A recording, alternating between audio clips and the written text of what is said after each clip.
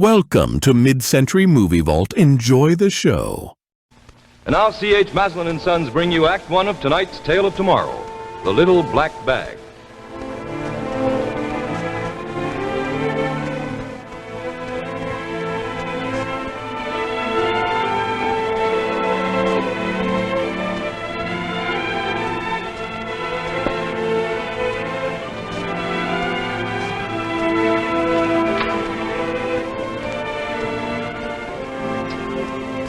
Well, Dr. Livingston, I presume.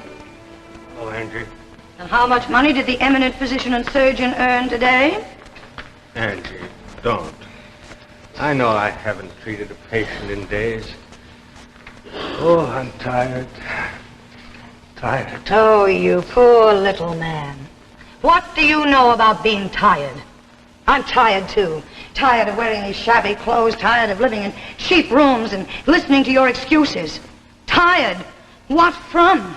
You haven't earned $1 in a month. Oh, Angie, stop it. Oh, no, not this time, my benevolent husband. I'm fed up with all this rot, moving from one hovel to another, living in filth, sinking lower and lower. I know that. You were going to set the world on fire, be the greatest surgeon that ever lived.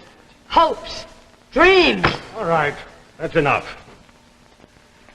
The reason for my failure was a mistake. It was an accident. That's over. Forget it. No one else knows. You're still a doctor.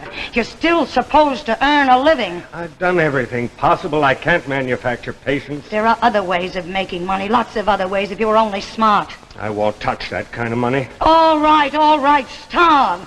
Stay in your cave. You're a weak, spineless failure, not good for anything. Angie. Oh, go on. You disgust me. And I think of all the big plans you had. Well, you failed at everything you've ever attempted. Why I ever married you, I don't know.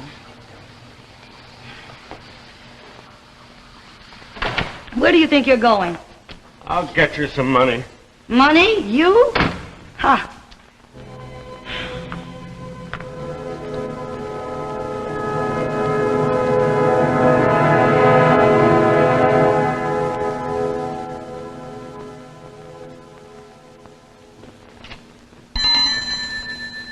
Well, Dr. Fulbright, how are you this evening?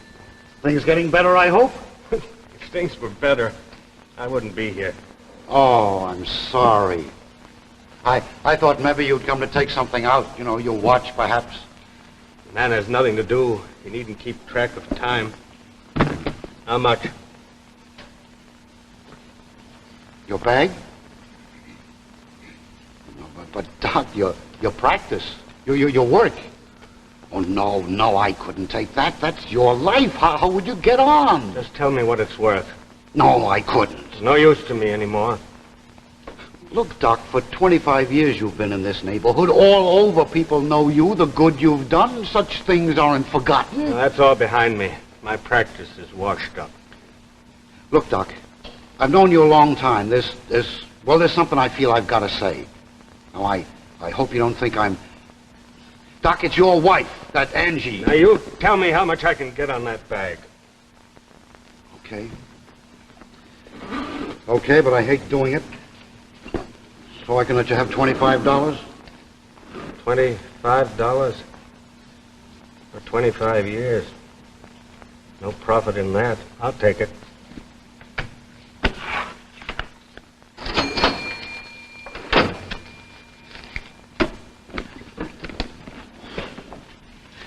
Wait a minute, Doc, I just thought of something.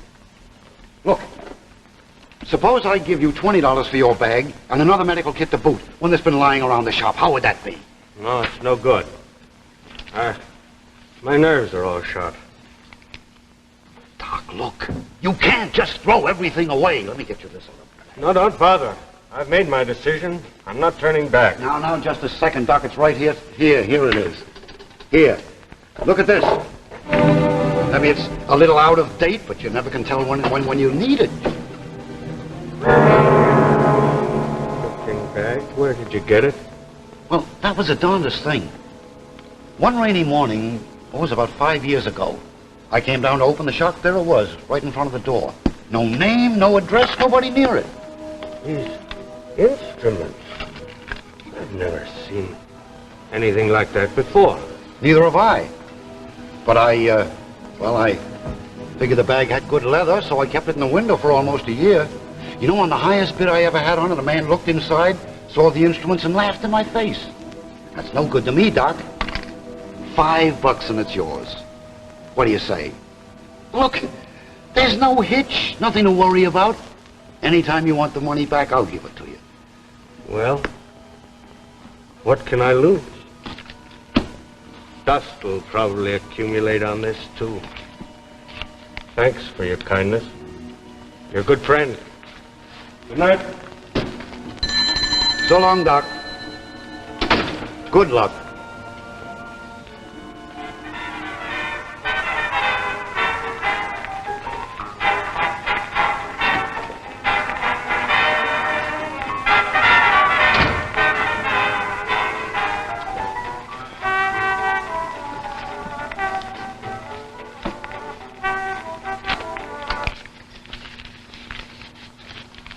$20.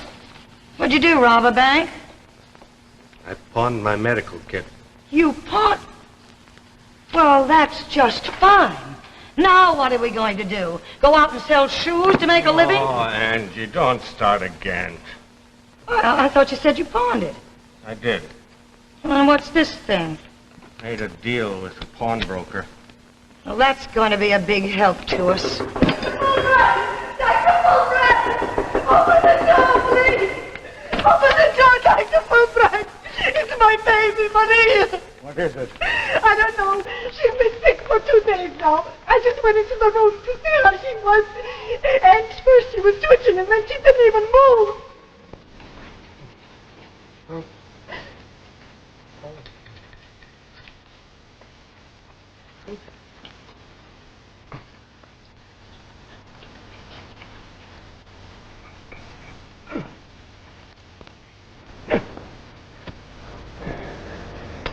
Days, you say? Yeah. Why didn't you bring her in here before? I didn't have no money for doctors.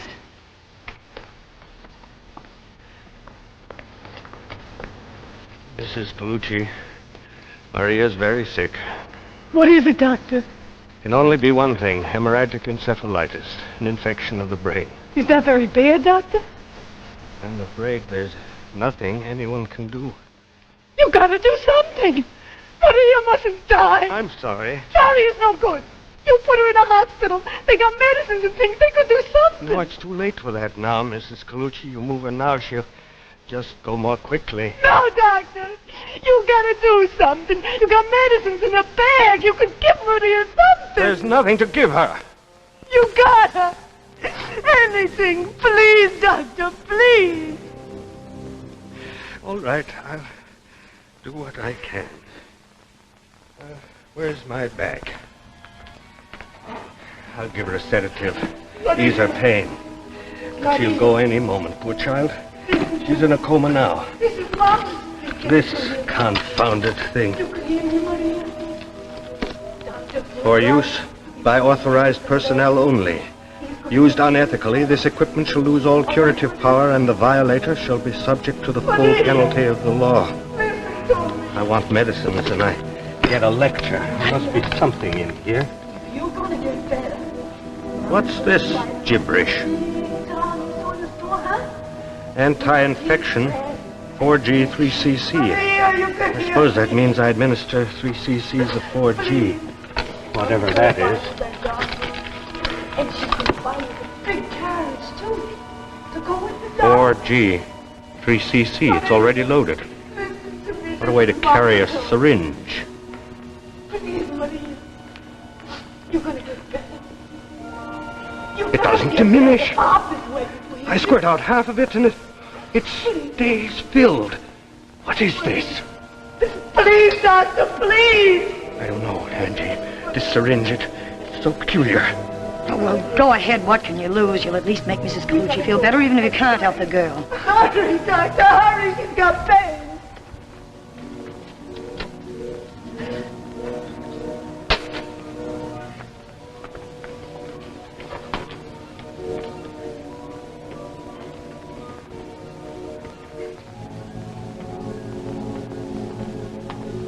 There. Come here, quickly.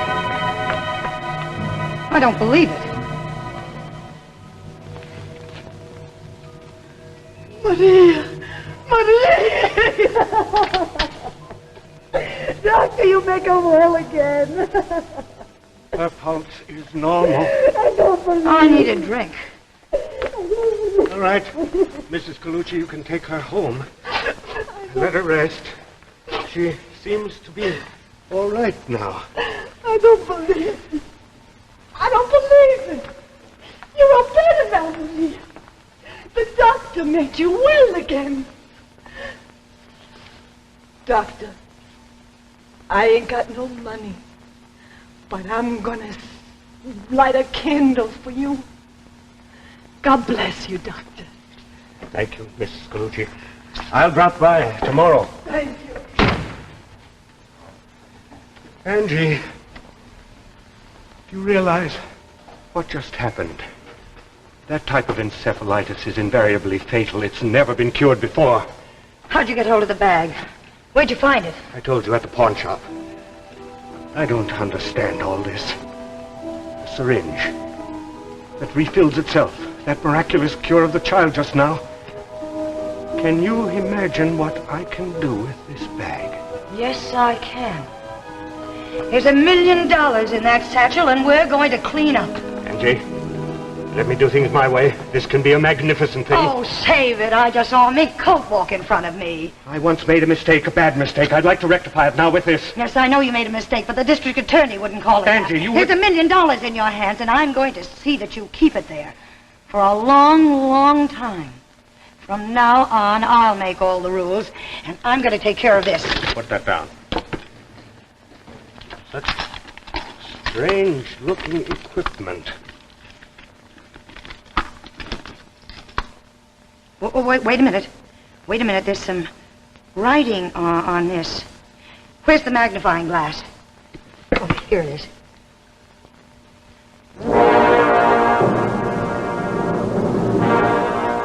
Arthur, look. Look, with instruments like these, you can have the whole medical world in the palm of your hand. Just look at that.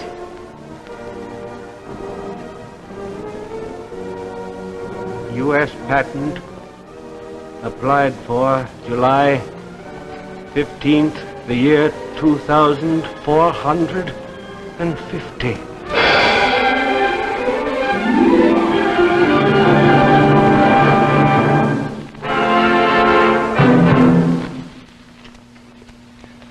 Say, do you remember the fishing rod I showed you a while ago? Well, here's a little item that on a fishing trip would be just as valuable as the fishing rod itself. It's Maslin's Handy Andy, and handy is really the word for it, and let me show you exactly why. Just zip this open, and what have you got? Lots of little individual holes and a plastic backing to hang all your lures and spinners on. They never can get tangled up again. They're all right there for you to reach. The plastic backing is so that in case you fall, there's no chance of one of the hooks going through the material and hurting you. Here's a big snap pocket. I like to keep a Maslin raincoat in mine. A couple of sandwiches fit just as well. Zip this up out of the way. And back here, you've got more space, lots more. A great big full-width pocket lined with water-repellent material for a large lure box or some other gear. And down on bottom here, a ring on which to hang your landing net. Of course, that's only the half of it because you can use both sides, one as easily as the other. Here we have a couple of lamb's wool patches for wet and dry flies, or the other way around if you like. Two more pockets for small gear, one snap, one zip, and another one of those great big ones. It opens up to hold all kinds of gear like this, and of course a lanyard on which you can attach a nipper or a very deluxe knife, sort of the way this one is. And there you have it, the Handy Andy, made by Maslin Sportswear, and what it is actually is a tackle box that you can wear. Now it costs only $6.95. Now here is a real gift for father, or a gift for anybody else that you know that happens to like to fish. It comes in this very attractive and very handy plastic container. You can use it over and over again as many times as you want to, even to store those trout in the icebox with. Look for it at your Maslin dealer, the Handy Andy at $6.95. At your Maslin dealer, you'll probably see this display with a Handy Andy on one side, the Colorado River vest on the other. If you don't know the name of your Maslin dealer, just write us. Print your name and address on the back of a postcard and mail it to Maslin Sportswear, Carlisle, Pennsylvania.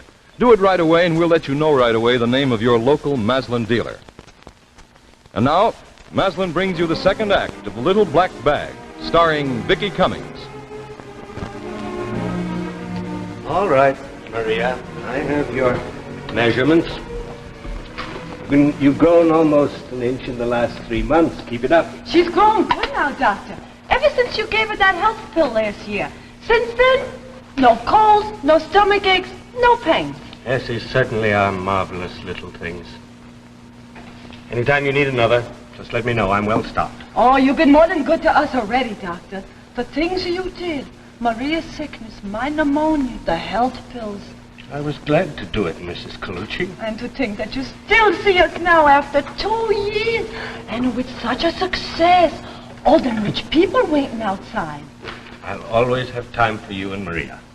You know, in a way, you've been responsible for all this. Come anytime. Come, Maria. Dr. Fulbright has other patients to see. You're a good man, Doctor. I never forget. What's going on here? The waiting room is full of patients. Patients who can pay. Come, Maria. Sorry to take up so much valuable time. Goodbye, Doctor. You didn't have to say that. Oh, what difference does it make? You haven't got time to waste on charity cases. Out there, that's where the money is. Angie, haven't we got enough now? The car, this office, our home in Connecticut. Can't we afford a little kindness? Think of the good we're doing. Think of the good we're doing. What if the instruments stop working? What if the bottles and the hypodermics run dry? What then? They never have. They keep refilling themselves. But they might, and the day they stop, we're right back where we started. I have no right to use these instruments for selfish purposes. You are a fool. This is the chance of a lifetime. You forget one thing. For use by authorized personnel only. Used unethically... Oh, stop with that scared talk. I've heard it 1,000,000 times. It doesn't mean a thing. You may not think so, but we'd be fools to ignore it. Oh, that's a laugh. How could anybody from the 25th century reach us? How did they send that bag back through all the time? How do they keep refilling the bottles and hypodermics? Why are the instruments always sharp and sterile? We don't know how these things work. This is 1952. I tell you, we're perfectly safe. Nothing can touch us. How do you know nothing can touch us? Perhaps there's a machine. A time machine that can send things to us from the future. Perhaps somewhere in the 25th century, there's a machine or a man who controls this bag, keeps supplying it, knows all the uses to which it's put. One deviation or false move and it can be taken back. We don't know where these things come from. Oh, you're out of your mind. First chance we get to get some real money, and you talk theories. I tell you, this is too important for just one person. It belongs to everybody. Just look at the magnificence of these scalpels. This one does its work without pain, without bleeding. This can find cancerous growth and eliminate it immediately. Angie, I tell you, this is a science far beyond anything we've ever known. We must walk a straight line. You have to drink. Oh, please be quiet. I'm trying to think. The 25th century. A medical kit from the 25th century. Be careful. That's the amputation scalpel. Don't you It's think very I dangerous. know what it is? I know these instruments as well as you do. For 2 years I've watched you work, and I can handle them as well as you can. Don't be a fool. Training for a nurse doesn't make you a surgeon. You would know the first thing about surgery. Wouldn't I? I've seen these instruments move themselves. I've seen them do it. Anybody could be a success with these. Send in the next patient. Let's get things cleared up fast here. I want to talk to you a moment later. Talk to me now. Later. Patients are waiting. Send in Mrs. Lagan. And don't forget to ask her for a big fee. She looks really wealthy. Mrs. Lagan, the doctor will see you now. Mrs. Lagan, how do you do? Dr. Fulbright, I've heard so much about you. Everyone raves so. I hope you'll be able to do something for me. Come right this way. Make yourself comfortable. Thank you. Well, you say that you are suffering from muscular paralysis. That's correct, Doctor. My arm has been paralyzed now for 5 years. All other doctors have given up hope of curing me. Well, let me see. The last physician said the muscles were dead. They'd never function again. I just thought perhaps... Yes, give me the myotome, please. Yes, Doctor. Now, just relax a moment. What's that? What are you going to do? You have nothing to worry about. No, you're going to cut me. I don't want you to. I won't let you. Wait, cutting right into me. I don't feel a thing. There's no pain. Sit still. You're going to be all right. The arm will heal instantaneously. Give me the ointment. Right here, Dr. Fulbright. It feels so strange. All sort of tingling. As if the dead nerves were coming to life. There. I think that's enough. Now, move your fingers. Move my fingers? Oh, that's impossible. They've been paralyzed for 5 years. Do as I say. Move your fingers. I don't believe it. They're moving for the first time in 5 years. Now, you just exercise them today and come and see me tomorrow. The arm and muscles have been completely restored. You will have no further trouble. Well, I don't know what to say. It's a miracle. Those instruments, the things you've done, the world should know of this technique. It will. Shortly. I promise you. And I'll send you a bill tomorrow, Mrs. Lagan. Thank you. Yes, of course. By all means. Whatever you think is right. Thank you, Doctor. You're a very great man. Goodbye. And thank you again. Goodbye, Mrs. Lagan. Goodbye.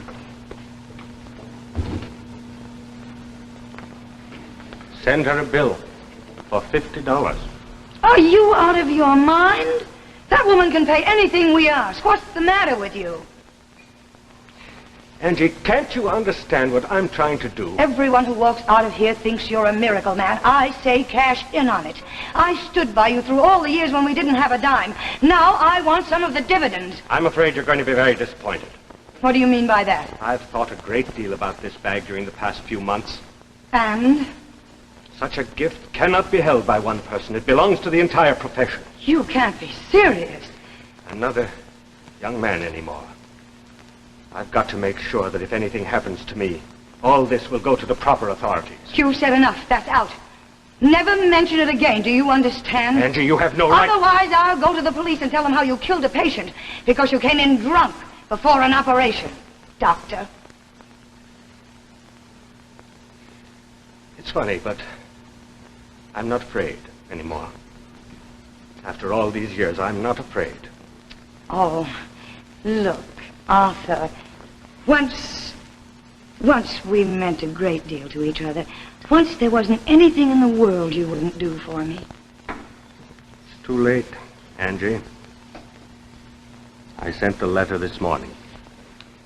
By tomorrow, the entire world will know of the revolutionary medical power transported to us from the 21st century. Stupid fool.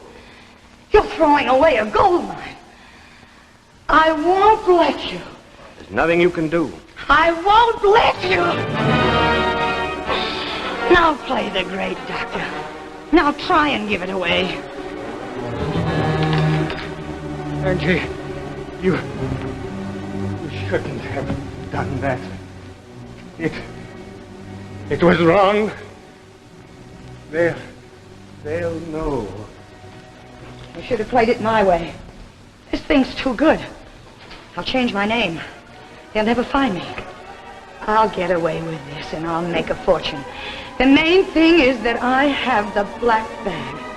Nothing can stop me now. What? What's going on here? The instruments. Where are the instruments? Oh, no. What is it? Dr. Fulbright, I don't believe it. everything all right? Where are the instruments? Dr. Fulbright? happening. Dr. Fulbright. I won't let it. By authorized personnel only. Used unethically, this equipment shall lose all curative power, and the violator shall be subject to the full penalty of the law.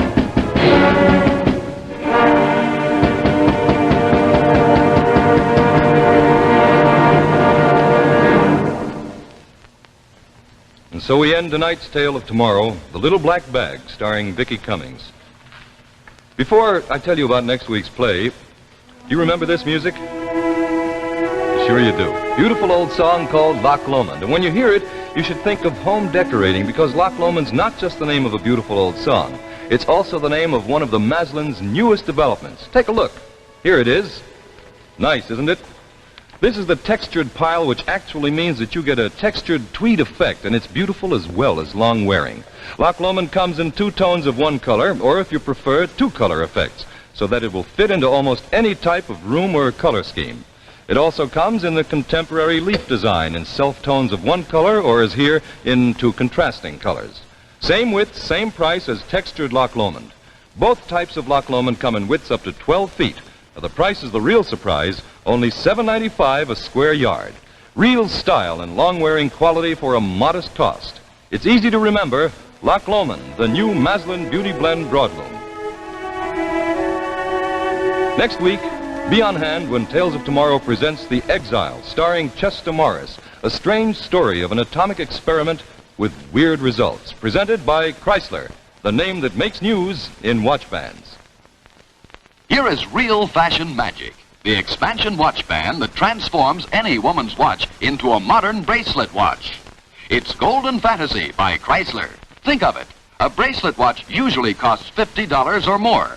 But Golden Fantasy gives you this same style for only $9.95, tax included. So go to your jeweler, ask him to show you Golden Fantasy. See for yourself how Chrysler makes news in watch bands.